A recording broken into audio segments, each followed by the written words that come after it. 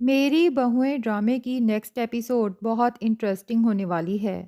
آصف صاحب نے ابھی اپنا نیا کاروبار شروع ہی کیا تھا کہ گولی لگ جانے کے باعث ڈاکٹر نے انہیں چند دن آرام کا سختی سے مشورہ دیا ہے، مگر آصف صاحب طبیعت کے برخلاف بضد ہیں کہ وہ اگلے ہی دن دکان پر ضرور جائیں گے۔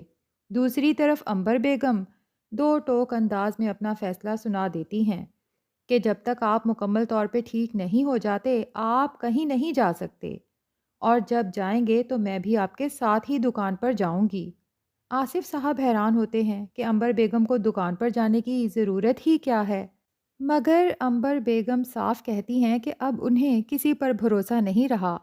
آپ کو تنہا چھوڑنا مجھے منظور نہیں، کم از کم دو لوگ ہوں گے تو اگر پھر کوئی خطرہ پیش آ جائے تو جان بچنے کے امکانات زیادہ ہوں گے۔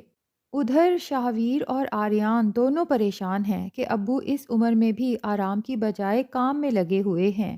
شاہویر تو کھلے لفظوں میں کہہ دیتا ہے کہ شاید ابو کو آرام کرنا ہی نہیں آتا، لیکن وہ یہ بھی سمجھتا ہے کہ ابو کے ساتھ اسے بھی کام میں ہاتھ بٹانا چاہیے۔ دونوں بھائی اس بات پر افسوس کرتے ہیں کہ ہمارا کپڑوں والا کاروبار تو بہت اچھا چل رہا تھا، ہم نے ہی جلد بازی میں اپنا حصہ مانگ کر حالات خراب کر لیے۔ اگر اب بھی ہم سب اکٹھے ہو کر موجودہ کوکنگ بزنس کو سنبھال لیں تو بہت اچھا چل سکتا ہے۔ دوسری طرف المیر کو اس بات کا غم کھائے جا رہا ہے کہ ابو کو گھر میں گولی لگی اور وہ گھر میں ہوتے ہوئے بھی بے خبر رہا۔ اوپر سے ماہنور کی ماں سب کے سامنے اسے تانے دیتی ہے کہ تمہیں تو پتہ بھی نہ چلا، تم تو سوئے پڑے تھے۔ المیر اور فبیہہ دونوں شرمندہ ہو جاتے ہیں۔ ماہنور کی ماں کا تو ہر حال میں یہی مقصد ہے کہ سب کو دکھائے کہ سب سے زیادہ فکر اسی کی بیٹی ماہنور کو ہے۔ اسی نے سب سے پہلے دعا کی، وہی سب سے زیادہ روئی، یہاں تک کہ ماہنور کو اپنے مانے ہوئے نوافل پڑھنے کا حکم بھی دے دیتی ہے۔ لیکن جیسے ہی اپنے کمرے میں جاتی ہے تو کہتی ہے کہ بس خدا کا شکر ہے، اس سے زیادہ اداکاری میرے بس میں نہیں تھی۔ ماہنور ماں کا یہ روپ دیکھ کر حیران سی رہ جاتی ہے اور کہتی ہے کہ کبھی تو کسی بات کو سنجیدگی سے لے لیا کرو، آخر وہ آدمی شاہویر کے والد ہیں، واقعی زخمی ہوئے ہیں، کوئی معمولی بات نہیں۔ ماہنور کی ماں اسے بار بار سمجھاتی ہے کہ اس گھر سے جذباتی لگاؤ کی ضرورت نہیں۔ کبھی کبھی لگتا ہے کہ ماہنور اتنی بری نہیں، مگر اس کی ماں کی کڑوی سوچ اور پرورش نے اسے زندگی سے خوف زدہ کر دیا ہے۔ اس کی شادی ایک ایسے شخص سے ہوئی تھی جو بیٹی ہونے کی خبر سنتے ہی اسے چھوڑ کر بھاگ گیا۔ تب سے اس نے ہر مرد کو دشمن ہی سمجھا ہے، اس لیے وہ ماہنور کو ہمیشہ پیسہ نکلوانے والی چالوں پر لگائے رکھتی ہے، مگر ماہنور کی خواہش اس کے بالکل برعکس ہے۔ وہ تو شاہویر کے ساتھ سچ میں گھر بسانا چاہتی ہے، سچی محبت کرنے لگی ہے شاہویر سے۔ اسی لیے وہ اپنی ماں کو بھی کہہ دیتی ہے کہ شاہویر کو بلا وجہ لوٹنے کے چکر چھوڑ دو اور اس گھر کو اپنا مستقل ٹھکانہ سمجھو۔ مگر اسے یہ نہیں معلوم کہ شاہویر نے نہ ایمان کو چھوڑا ہے نہ زاویار کو، بلکہ ایمان کو راحم کے ساتھ دیکھنے کے بعد اس کے دل میں تو ایمان کی محبت اور جلن دونوں ہی بڑھ جاتی ہیں۔ وہ سوچ بھی نہیں سکتا تھا کہ ایمان کی زندگی میں اس سے زیادہ خیال رکھنے والا کوئی اور بھی آ سکتا ہے۔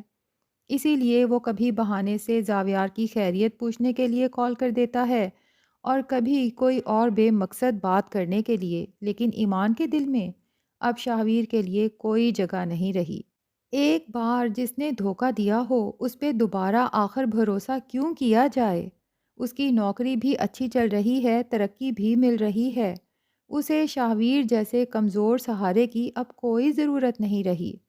دوسری طرف المیر اپنے والد کی طبیعت کے باعث فیصلہ کرتا ہے کہ چند دن دکان پر نہ جائے، گھر رہ کر اپنے ابو کا خیال رکھے، مگر فبیہہ فوراً ناراض ہو جاتی ہے کہ میرے والد نے تم پر سرمایہ اس لیے نہیں لگایا کہ تم گھر بیٹھے اپنے گھر والوں کی خدمت کرو۔ مجھے اپنی ضرورتیں پوری کرنی ہیں، میں شادی کے بعد بھی اپنے ابا سے پیسے نہیں مانگ سکتی۔ تمہارا فرض ہے کہ کاروبار پوری ایمانداری سے چلاؤ۔ وہ یہاں تک کہہ دیتی ہے کہ ابو ٹھیک ہی کہتے تھے کہ تم سنجیدہ نہیں ہو، ان کا پیسہ ڈوب جائے گا۔ یہ سن کر المیر کا دل کاروبار سے اچاٹ ہو جاتا ہے۔ ممکن ہے وہ اپنے سسر سے کہہ دے کہ دکان بیچ دیں اور جتنے پیسے میرے حصے کے بنتے ہیں وہ مجھے دے دیں تاکہ میں اپنا الگ سے کاروبار شروع کر سکوں۔ شاید وہ بھی اپنے والد کی کوکنگ کے بزنس میں شامل ہو کر بہتر کام کر سکے اور فبیہہ کے طعنے بھی نہ سننے پڑیں۔ لیکن مسئلہ یہ ہے کہ فبیہہ کی خواہشات بہت بڑی ہیں جو شاید اس چھوٹے سے کاروبار سے پوری نہ ہو سکیں۔ آریان اور مہک کا رشتہ ابھی تک اچھا چل رہا ہے۔ اس کی نوکری بھی ٹھیک جا رہی ہے، مگر مہنور کی ماں کب تک ان دونوں کو سکون سے رہنے دے گی؟ وہ کسی نہ کسی بات پر دونوں میں احساس کمتری ڈالتی رہتی ہے۔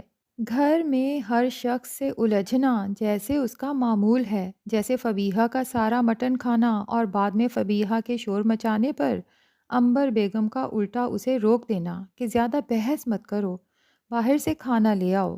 اگر اسی وقت پوچھ لیا جاتا کہ کھانا کس نے ختم کیا تو شاید سب کے سامنے سچ آ جاتا۔ ادھر مہنور کی ماں اپنی بیٹی کو پٹیاں پڑھاتی ہے کہ تم اپنے سسر کے لیے سب سے زیادہ دردمند بن کے دکھاؤ، جیسے تمہیں سب سے زیادہ دکھ ہے۔ چہرے پر پانی کے چھینٹے مارو، دوپٹہ خوب کس کر لے لو، سب کو لگے کہ ابھی ابھی نوافل پڑھ کر آئی ہو۔ یوں شاہویر کے دل میں جگہ بن جائے گی، مگر مہنور ان جھوٹے ڈراموں سے تنگ آ چکی ہے۔ ادھر ایمان اپنی بہن مسکان کو اعتماد میں لے کر بتا دیتی ہے کہ اسے راحم پسند ہے، مگر وہ مسکان کے رشتے کے لیے بات کر رہی ہے کیونکہ اسے لگتا ہے کہ راحم سے بہتر کوئی لڑکا مسکان کے لیے ہو ہی نہیں سکتا۔ مسکان کو یہ جان کر اپنی بہن سے اور محبت ہو جاتی ہے اور اس کا شک بھی دور ہو جاتا ہے کہ ایمان کہیں خود تو راحم میں دلچسپی نہیں لے رہی۔ اور مسکان کی ماں ایمان کی بات سن کے خوش بھی ہوتی ہے اور بے یقین بھی کہ کیا سچ میں ایسا ہو سکتا ہے؟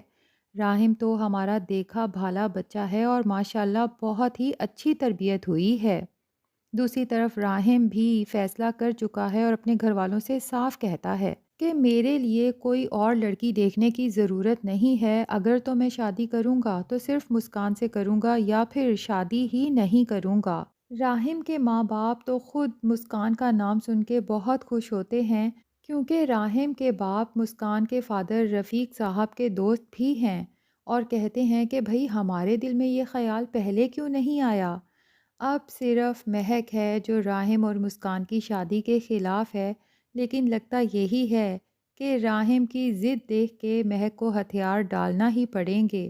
اب دیکھتے ہیں کہ کیا مہک ایک اچھی نند ثابت ہوتی ہے یا پھر مسکان کی شادی کے بعد اپنے بھائی اور مسکان کی زندگی میں زہر گھولتی ہے۔